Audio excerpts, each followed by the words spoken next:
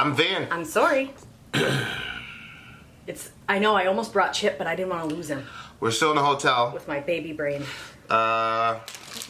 So we're gonna... Technical difficulties. The uploading here has been worse than in Maine. I couldn't believe it. Well, So, I just think that this hotel bought the cheapest level of Well- that they could afford. So we're gonna record here, and then we're gonna run out to Starbucks. Inshallah, their their internet will be good. internet will be faster than So we have a plan. Okay. plan to get y'all. And we know we're a video behind. We just So. have to eat it. So no, we're gonna get you guys an extra video at some point this week. Okay, at some point this week. All right. Left Behind, Slipknot. Let's do it. Go.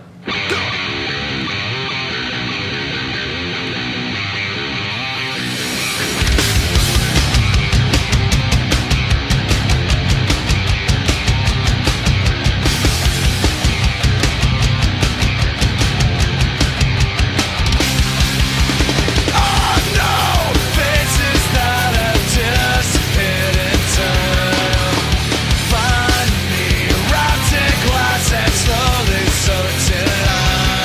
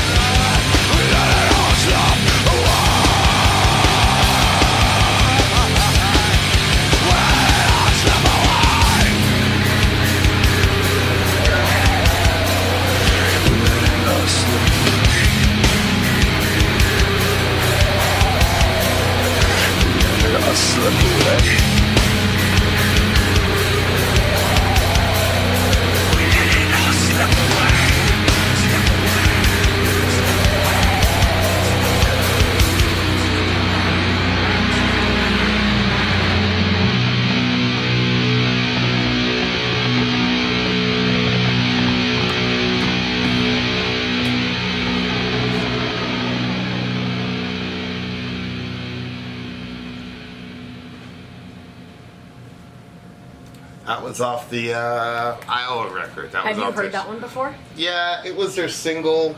It wasn't really like, it was like the most radio friendly song on that record. Oh, okay. So none of us at the time really liked that song, I don't think, because Really?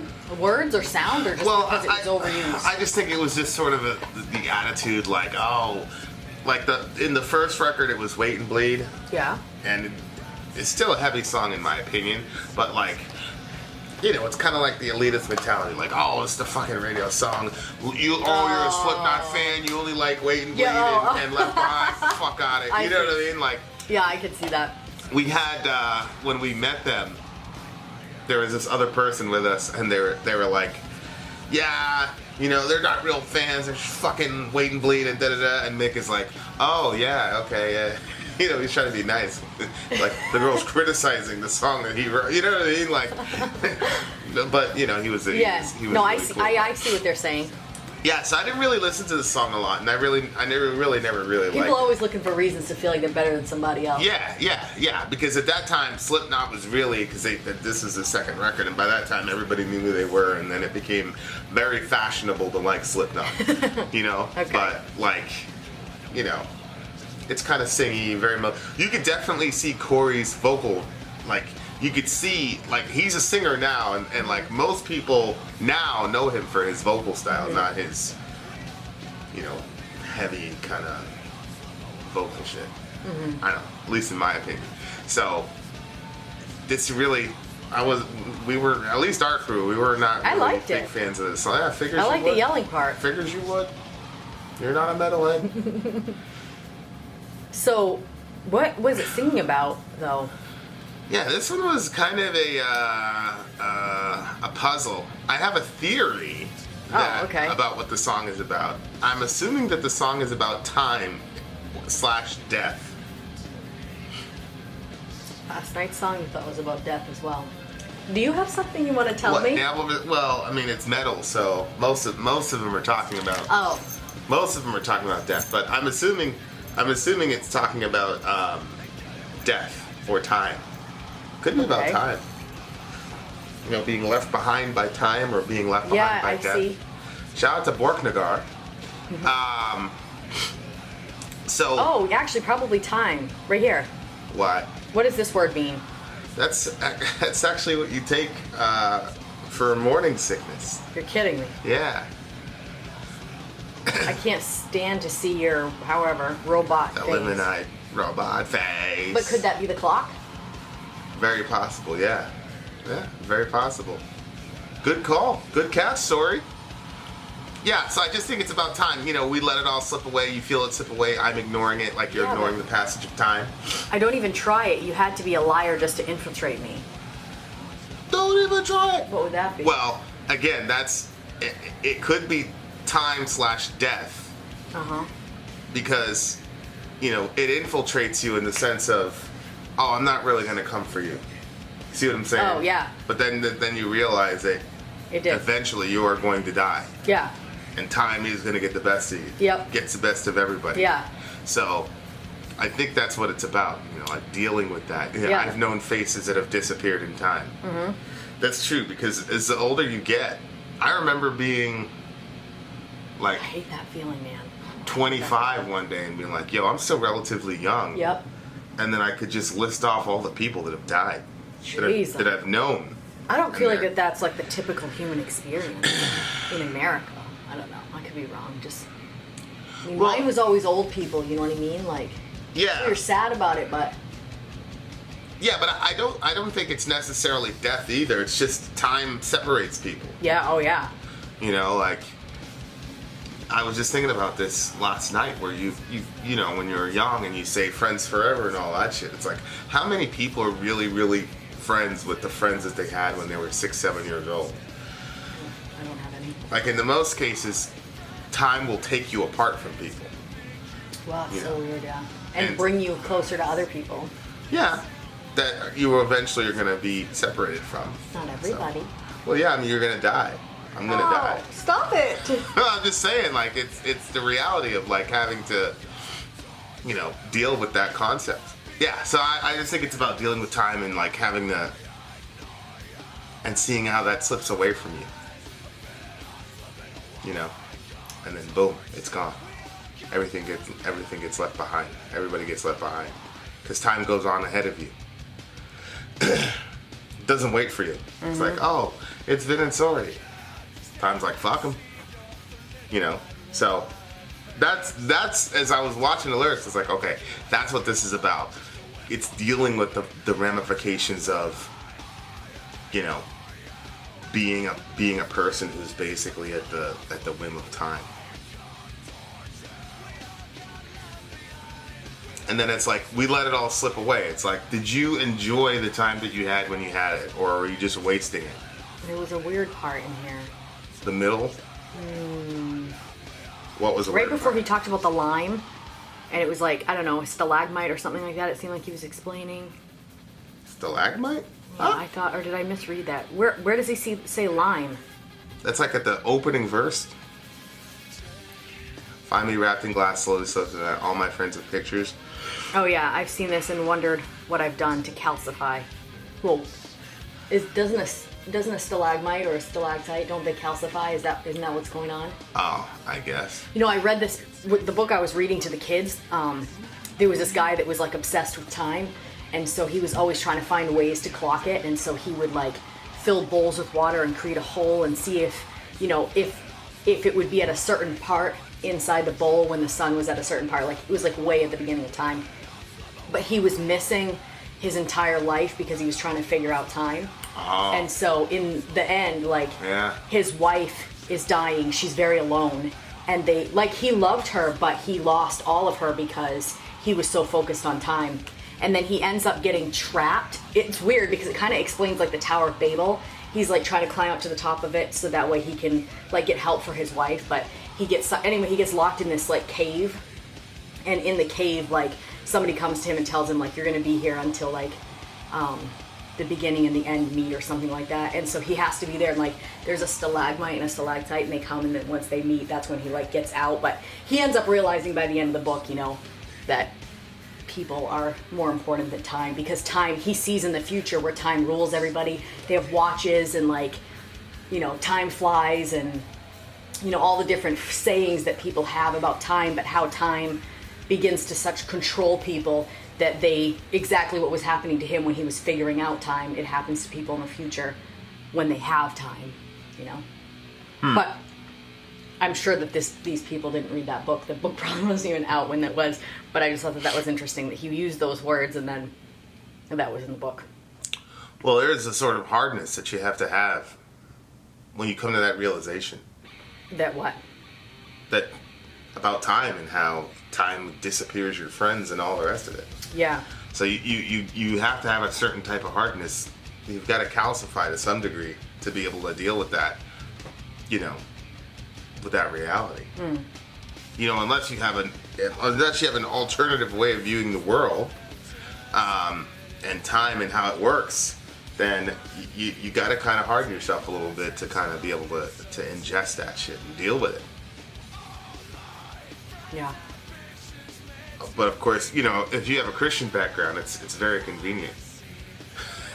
It's like you're here for a short period of time because you're preparing yourself for a new world and all the rest of it. Like, I see people say a lot of times, like, what you believe is bullshit, but I wish I could believe it.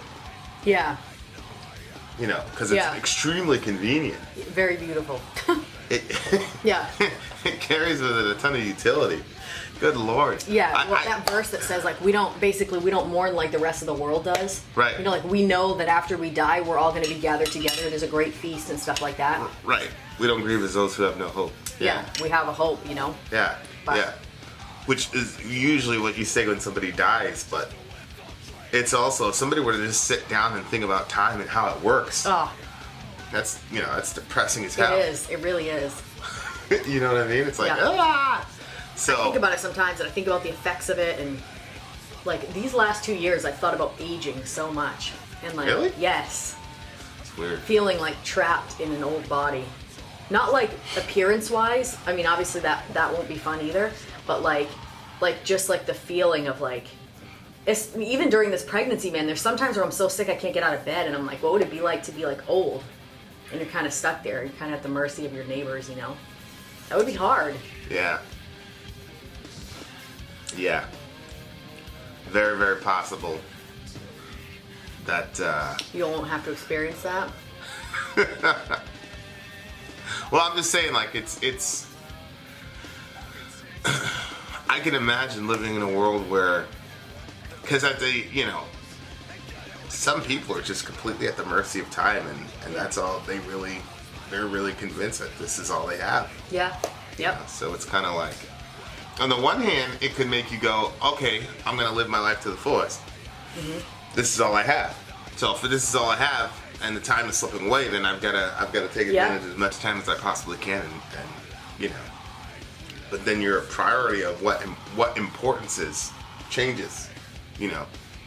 So it's like you could have, you know, and I think that's why people make decisions, like active decisions not to have kids. I mean, there's a bunch of reasons people make decisions not to have kids, but one of them would be, okay, I've got, 60, 70 spins around this thing, right? And if I have kids, a bunch of that is going to be devoted to them and not me.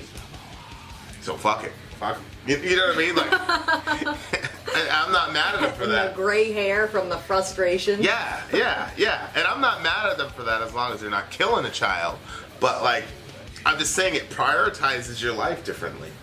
It does, but I think that at the end of your life, when you look back at your life and you say, okay, what is the sum total of my life?